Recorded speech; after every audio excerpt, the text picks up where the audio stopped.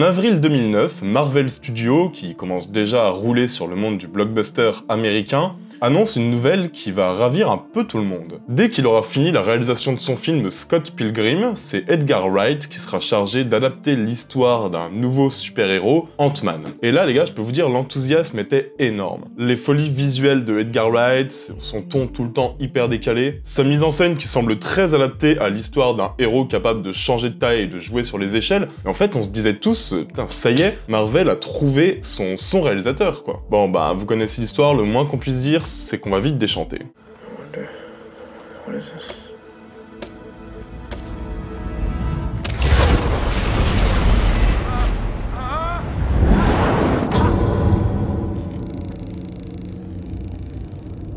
Le film va rentrer dans une spirale de report, il va être décalé tout le temps, alors que l'univers Marvel, lui, continue à se développer au cinéma. Que le premier Avengers est sorti et il va complètement redistribuer les cartes, et où chaque film Marvel va devenir de moins en moins indépendant. Du coup, l'été 2013, Edgar Wright va annoncer qu'il doit entièrement réécrire son film pour que celui-ci rentre mieux dans l'univers Marvel. Et là, c'est le moment où on se dit, ouais, ça commence à sentir mauvais. La date de sortie est fixée au 17 juillet 2015, mais en mai 2014, donc un an plus tôt et à la suite de différents artistiques qu'on avait clairement tous devinés, Edgar Wright se fait virer du projet.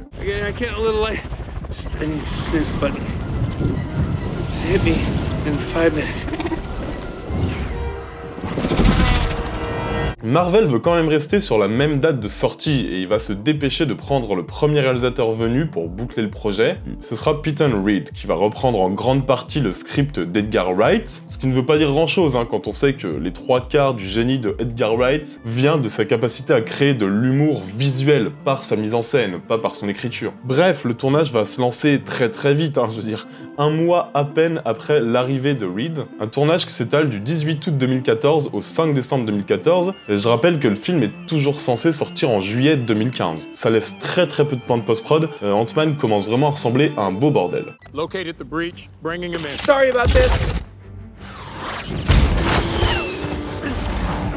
What the hell are you doing? La machine promotionnelle Marvel va se mettre en place et malgré le chaos autour du film, à sa sortie, ça va être un succès. Un succès, très relatif quand même, 520 millions de dollars au box-office, c'est pas franchement énorme pour un film qui en a coûté 130 officiellement, mais en vrai, qui en a coûté sans doute bien plus. Mais la catastrophe, elle sera largement moins grande que prévu, et surtout en termes de réception critique en fait, parce que Ant-Man, clairement, il s'en sortira avec les honneurs, et je comprends, parce qu'à l'époque de sa sortie, c'était clairement l'un des Marvel que j'ai préféré. C'était un Marvel aux enjeux clairs, aux enjeux limpides, aux enjeux à taille humaine en fait, et surtout c'était un film qui parvenait même à bien exploiter son concept.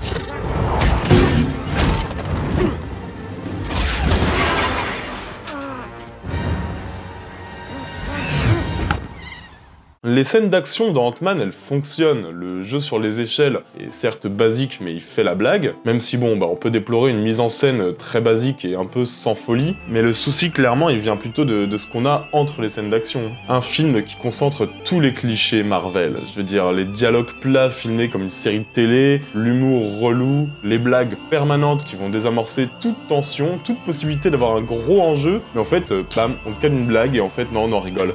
Comment veux-tu te sentir impliqué dans le film avec ça? En fait, on y retrouve tant de défauts que les qualités, qui sont bien réelles, ne parviennent pas à surpasser ces défauts. Mais ça tombe bien, parce que je vais vous parler maintenant de films qui ressemblent tout le long aux meilleures parties de Ant-Man. Des films qui jouent sur les échelles, des films divertissants, des films distrayants, où vous retrouverez tout ce qui a bon dans le Marvel. C'est comme Ant-Man, en mieux.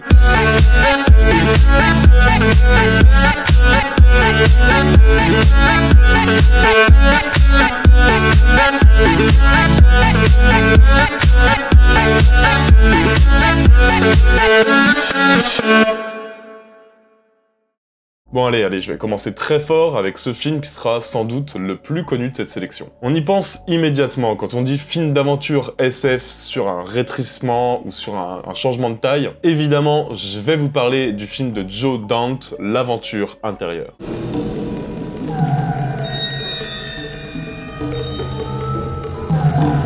Bon, alors on va suivre l'ami lieutenant Tuck Pendleton, qui est un militaire américain, qui va être l'objet d'une expérience très étrange. Il va se faire miniaturiser pour être injecté dans l'organisme d'un lapin, faire avancer la science, ce genre de plaisir. Sauf que une fois qu'il est militarisé, des méchants très méchants attaquent le labo. Tout va de travers et Tuck se retrouve propulsé dans le corps d'un jeune homme hyper angoissé, dans lequel il va devoir tenter de survivre jusqu'à retrouver sa taille normale. Bon, l'aventure intérieure, je brise le suspense tout de suite, c'est l'archétype du divertissement hyper typé années 80, années 90, et ça fait du bien.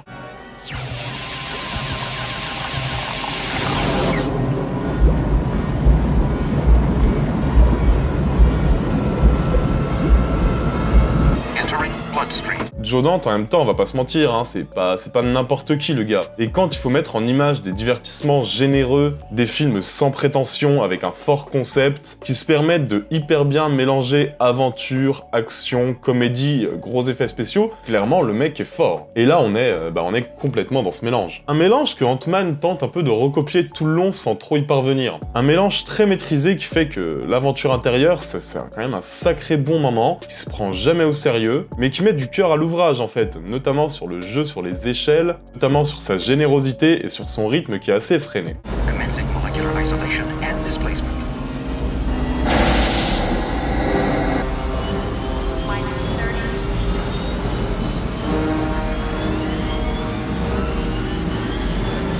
En fait, c'est ça la force du film, c'est vraiment son charme, c'est ces effets qui, bon, ont un peu vieilli, forcément, mais clairement pas tant que ça en fait, c'est des effets qui ont un espèce de charme, un aspect un petit peu désuet qui, moi, personnellement, me régale, et qu'on aime tant en fait dans les films d'aventure années 90. Après, bon, ce sera pas un film très surprenant, au niveau du scénario, vous vous en doutez. Les personnages sont attachants, mais ils sont assez caricaturaux, l'enchaînement des péripéties est tellement rapide que tu te sens, comme pris dans un roller coaster en fait. Mais clairement, le film honore largement son concept. Ses touches d'humour, elles sont subtiles, elles sont toujours drôles et elles sont jamais envahissantes. Jerry Goldsmith se régale à la bande originale. Non, clairement, on est sur un film d'action, aventure, science-fiction qui est très très facile à voir, qui est vraiment généreux et qu'il faut avoir vu. I'm in a man.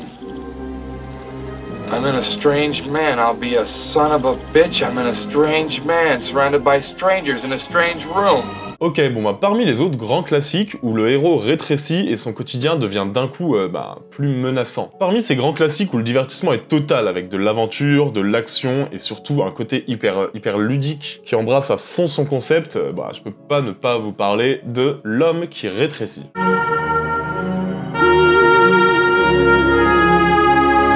Alors, on est sur l'adaptation d'un roman plutôt culte de Richard Matheson, qui est l'auteur de Je suis une légende, entre autres. Et ce roman, il va décrire les aventures d'un homme qui va subir une contamination radioactive, comme à peu près tous les films de science-fiction des années 60, ce qui fait que ce gars va peu à peu diminuer de taille de manière très progressive, hein. Et donc, peu à peu, chaque élément dans son quotidien deviendra de plus en plus compliqué, voire même menaçant. Son chat, une araignée, un crayon, un ciseau, en fait, tout son univers est bouleversé et il va tenter peu à peu de s'adapter à ce nouvel univers. Et quand je parle de film ludique, je vais vous expliquer parce qu'on est complètement là-dedans. In my hunt for food, I had become the hunted. This time I survived. But I was no longer alone in my universe. I had an enemy. À travers toutes les étapes de rétrécissement de notre bon américain moyen, on va découvrir, un peu comme j'ai presque envie de dire, un peu comme chaque niveau d'un jeu vidéo en fait, une difficulté grandissante, un tout nouveau monde. En fait, chaque niveau, tu changes de monde. Et pour se permettre ça, le film a vraiment, mais les gars, des effets spéciaux et des trucages complètement dingues, hein. Le film est sorti en 1957, il a pas loin de 70 ans, et regardez les images, je veux dire quand même, il reste largement acceptable, voire même encore aujourd'hui assez impressionnant dans ses décors. Et du coup, pour moi, c'est pas étonnant que le film soit devenu un classique de sa décennie. Parce que clairement, la photographie est dingue, la mise en scène est hyper spectaculaire et ne recule devant rien pour immerger le spectateur et pour rendre la petite taille du gars crédible. Non, clairement, il y a un vrai sens du spectaculaire et du divertissement qui fait plaisir à voir, hein.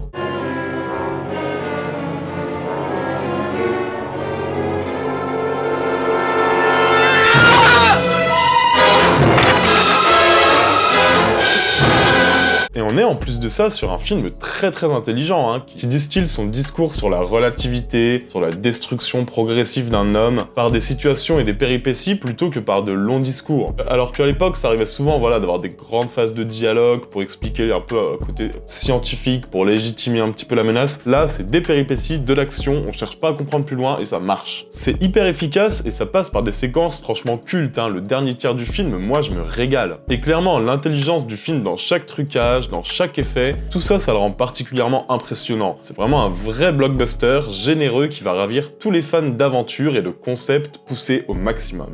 I still had my weapons. With these bits of metal, I was a man again. If I was to die, it would not be as a helpless insect in the jaws of the spider monster. Et j'insiste, je sais que sur Intercut vous êtes plutôt curieux, que vous aimez découvrir des films, que l'âge n'est pas un souci. Les gars, le revoir aujourd'hui, vraiment pas un problème, hein. Faut pas avoir peur du noir et blanc, mais je vois pas qui aurait peur du noir et blanc tant le film est moderne sur sa photographie et sur plein d'aspects, notamment dans ses effets, et surtout tant il surfe sur les codes du blockbuster. Le tout en étant bien plus sympathique, vrai et intelligent que Ant-Man. Non, clairement, ce film c'est une sacrée réussite, et y a rien d'étonnant à ce qu'il ait gagné ses lettres de noblesse au fil du temps, jusqu'à devenir une sorte de petit film culte du cinéma américain. Franchement, ne serait-ce que pour ces quelques séquences avec l'araignée là, mais c'est avoir absolument foncé sur ce film. Every day it was worse. Every day a little smaller. And every day I became more tyrannical, more monstrous in my domination of Louise. Ok, bon, pour les deux films qui me restent à traiter, on va rester sur de la miniature et sur du concept. Ces deux films, je vais en parler un petit peu moins en détail, mais pour moi, ils rentrent complètement dans le thème. Tout d'abord, je vous propose un Ant-Man version comédie satirique. Un film au concept fou, même si, bon, il aurait pu et dû être encore meilleur à mon sens, ce film. On va parler de Downsizing, qui est sorti il y a quelques années. Et clairement les gars, l'idée est folle alors. En gros, pour lutter contre la surpopulation, des scientifiques mettent au point un processus qui permet justement de réduire les humains à une taille de 12 cm. Ce qui nous permet du coup d'annihiler le problème de la surpopulation et d'être plus nombreux sur la Terre. Matt Damon et sa meuf se disent que ça peut être pas mal parce qu'en plus ça te permet d'augmenter de ouf ton niveau de vie. Je veux dire, t'as plus besoin d'une maison énorme, d'une voiture gigantesque, etc. Du coup, ils décident de se lancer dans l'aventure. Je vais pas plus loin de la description du récit, mais clairement on est sur une fable. Une fable qui décrit l'envers d'un monde qui, sur le papier, semble idéal, avec un humour noir et grinçant qui fonctionne hyper bien. Moving to town, are you? How's that? I say you're moving to Leisureland. You look like a nice young couple. Bah vous l'aurez compris, hein, l'utopie en fait, bon parce que c'était clairement une utopie, elle n'existe pas. Le monde de Downsizing est en fait assez terrible, et ça, bah Matt Damon il va le comprendre au fur et à mesure de son voyage. Et si le film reste parfois en surface, qu'il ose pas vraiment, je trouve gratter vraiment là où ça fait mal, et s'il reste parfois un peu trop sage, bah, c'est quand même franchement un bon moment à passer, parce qu'il y a un concept très sympathique, très original, qui est porté par des super second rôles, moi vraiment, Christopher Waltz est excellent, mais comme d'hab hein, dans ce film, et du coup si ça reste un film malheureusement assez inoffensif, bah, c'est quand même un petit conte initiatique très plaisant à voir, qui vous passera une après-midi ou une soirée, et clairement ça se regarde avec plaisir.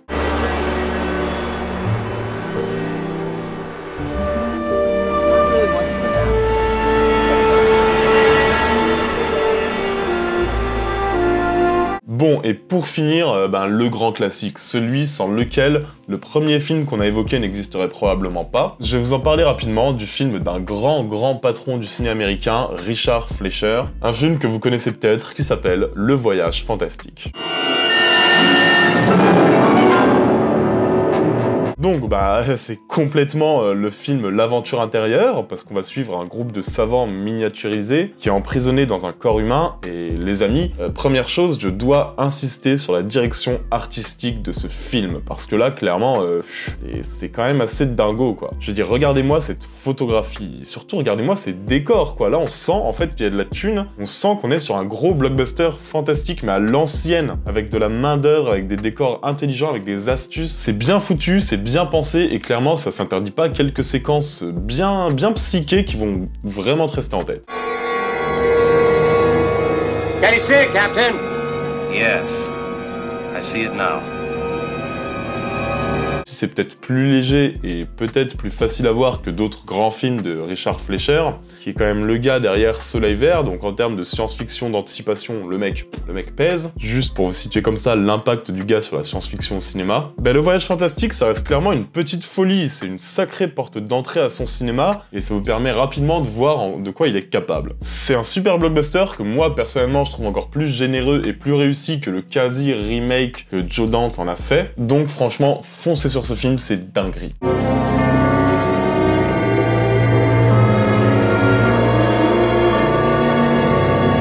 Ok, j'espère que cette vidéo vous aura plu. Comme d'hab, c'est vous qui choisissez le thème de la prochaine vidéo. Je vais vous proposer du très lourd. Soit on se refait un gros John Wick en mieux partie 2, soit on part sur toute autre chose et on fait un gros Battle Royale en mieux. Dites-moi ce que vous préférez dans les commentaires, n'oubliez pas de mettre la cloche, de vous abonner et de suivre cette chaîne, c'est vraiment le meilleur moyen en fait de soutenir la petite chaîne qu'est Intercut. Nous on se retrouve très bientôt, d'ici là n'oubliez pas que vous êtes les meilleurs, on se retrouve très bientôt, ciao à tous, bisous.